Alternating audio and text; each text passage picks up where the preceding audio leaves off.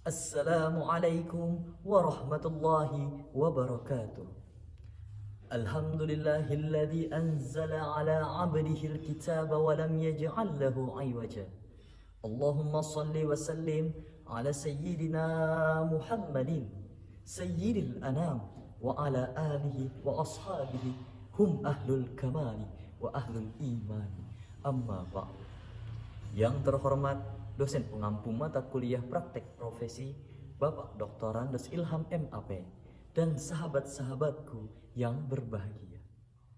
Pertama-tama dan yang paling utama, marilah kita panjatkan puji syukur kehadirat Allah Subhanahu wa taala yang dimana kita semua telah diberikan nikmat yang begitu banyak tiada terkira.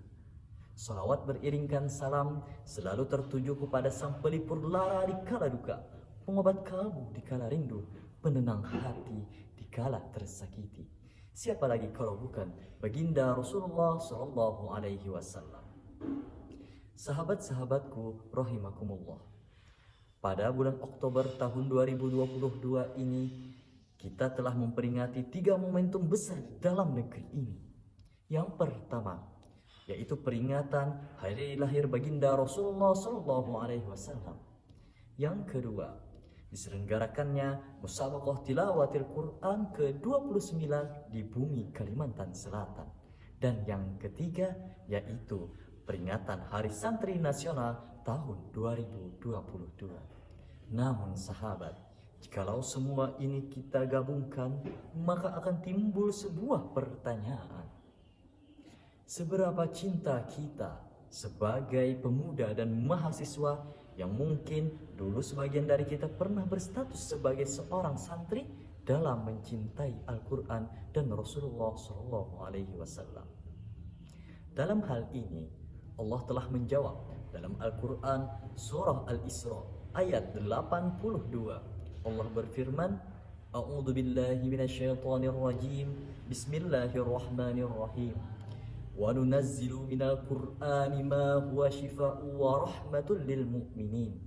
Yang artinya, dan telah kami turunkan Al-Quran sebagai penawar dan rahmat bagi orang-orang yang beriman. Kemudian juga Allah Subhanahu wa taala menegaskan dalam Quran surah Al-Anbiya ayat 107. Wa ma arsalnaka illa rahmatan lil alamin. Dan bukanlah kami utus wahai engkau Muhammad, melainkan untuk menjadi rahmat bagi seluruh alam. Hadirin rahimakumullah. Dari 2 ayat di atas, kita dapat memetik poin-poin penting di dalamnya. Yang pertama, Allah Subhanahu wa taala menurunkan Al-Quran dengan namanya salah satu ialah Asy-Syifa, yang artinya pengobat atau penawar. Oleh karena itu, dalam hal ini, obat yang menjadi penyakit dalam hal ini ialah obat secara penyakit lahiriah maupun batiniah. Tentunya hal ini akan berlaku bagi orang-orang yang beriman yang mampu membaca Al-Quran dan mengamalkannya.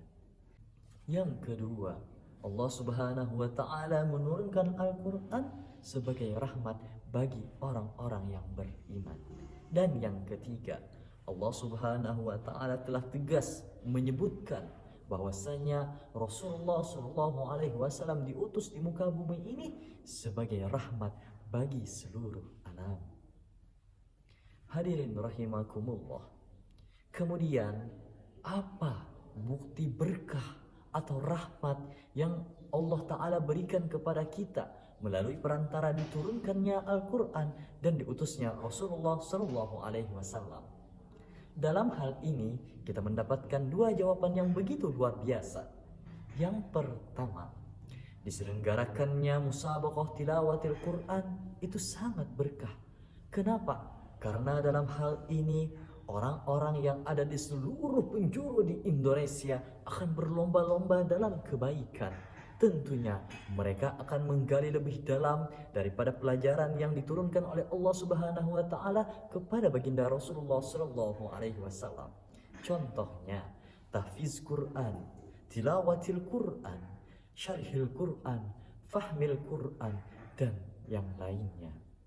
Tentunya hal ini merupakan suatu bentuk kegiatan yang bernilai ibadah.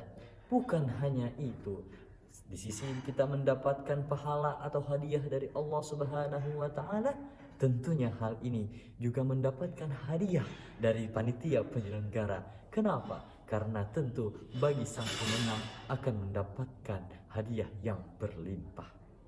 Yang kedua, keberkahan juga akan didapatkan oleh para pedagang. Mengapa para pedagang juga mendapatkan keberkahan? Tentunya dalam hal ini para pedagang yang biasanya berjualan di sekitaran diselenggarakannya acara musabaqah tilawatil Quran ini akan untung banyak, laris manis dagangannya karena akan dibeli oleh banyak orang, baik itu penonton maupun masyarakat yang lainnya.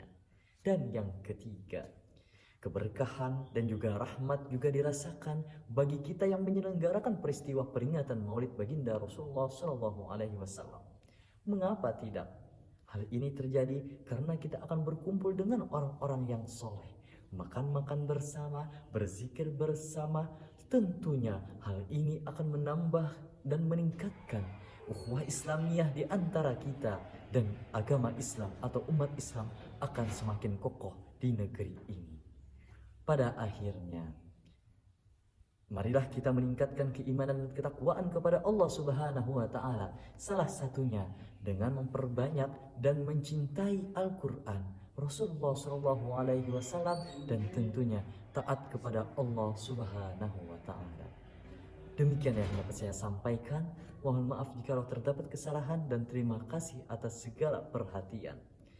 Wallahu muwaffiq ila aqwamit thoriq. Assalamualaikum warahmatullahi wabarakatuh.